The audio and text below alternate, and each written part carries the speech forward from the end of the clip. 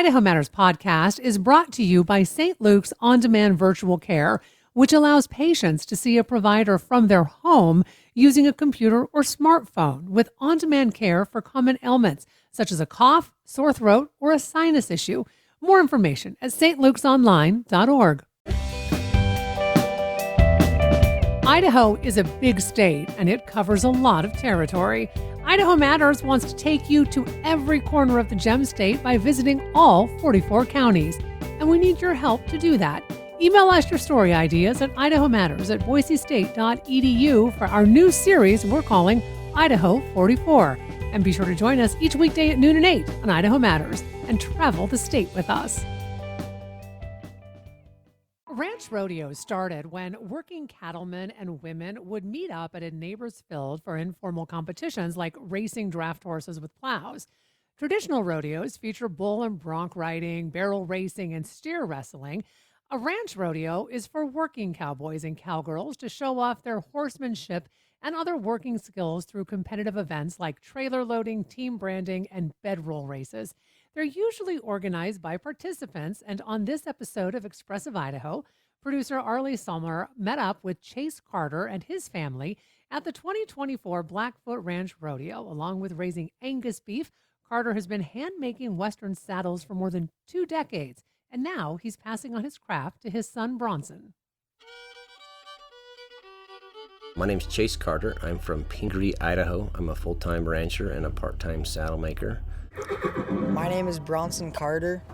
We are at the Eastern Idaho State Fairgrounds in Blackfoot, Idaho. Blackfoot, are you ready to party like it's 1899?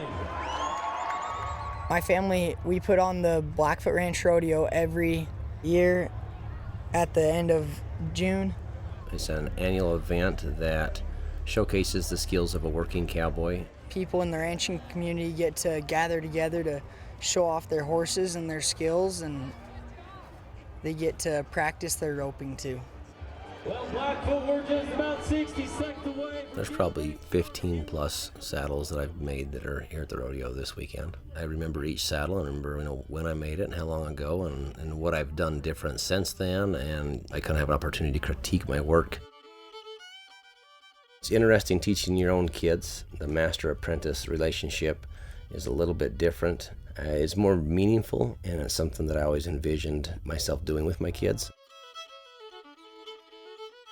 Tonight during the rodeo performance, I'm gonna do the junior bedroll race, which is when you start on the ground with your horse unsaddled, unbridled.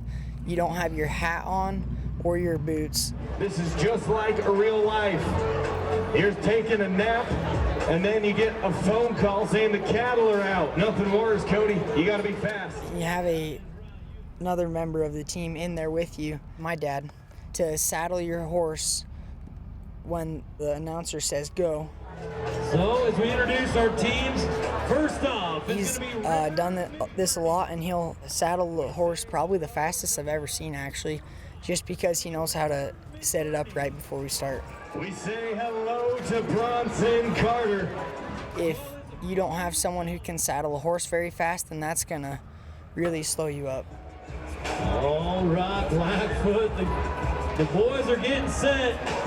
We kind of have some practice. When you're at a branding and a calf jumps out of the pen, you kind of gotta jump on your horse and go and get it really fast. We raise beef cattle. We'll have anything from Hereford to Charolais and back to Angus and a few other breeds of black cattle. Ranching is a family operation.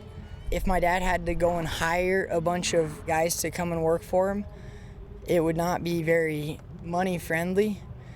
But since the whole family likes to ride and help out, it's been really good.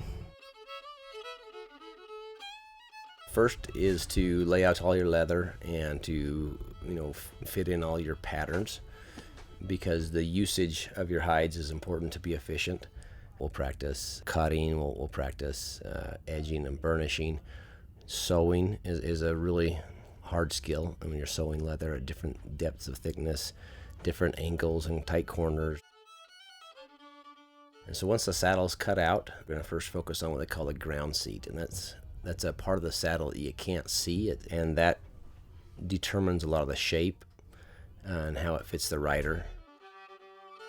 Building a saddle is kind of like building a house. No matter how good you do the finish work in the end, if you don't have a good foundation, the structure's not going to stand. And the ground seat is something that is so essential to the function. Being able to ride his own saddle now, he is going to know how it feels, and he'll be able to make the connection about, how the different shape translates into different functions. We started it about middle of January, and I finished it before we went to a big horse sale in Oregon in June.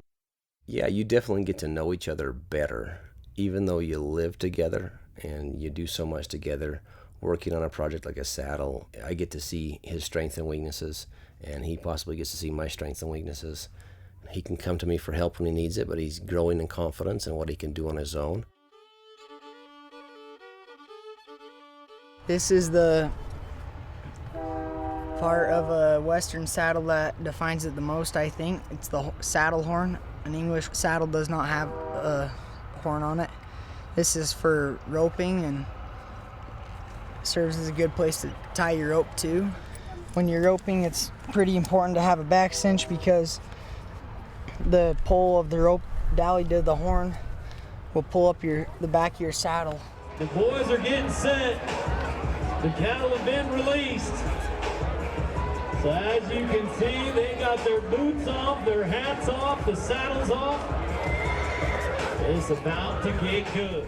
My adrenaline will go up right when I get in there and take my hat and boots off. But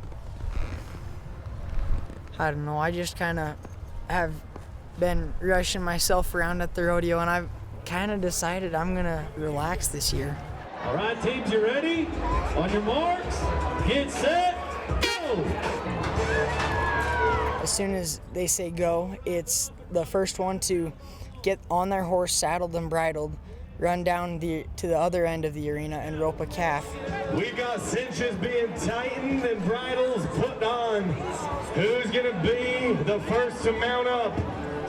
It's very fast paced. The whole event's over in 30 seconds if it all goes well. Bronson Carter, the first cowboy on the move.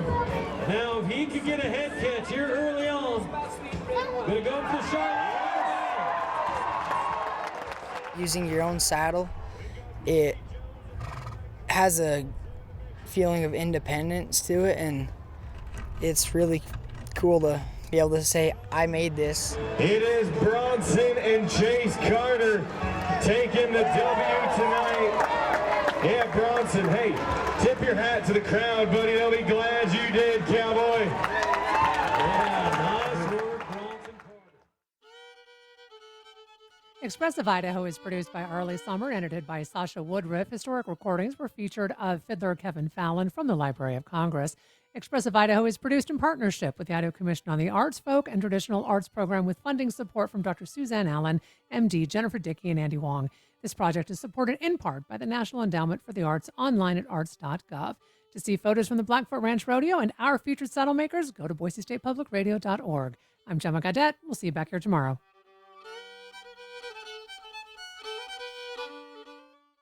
This is the Idaho Matters podcast. I'm Gemma Gaudette.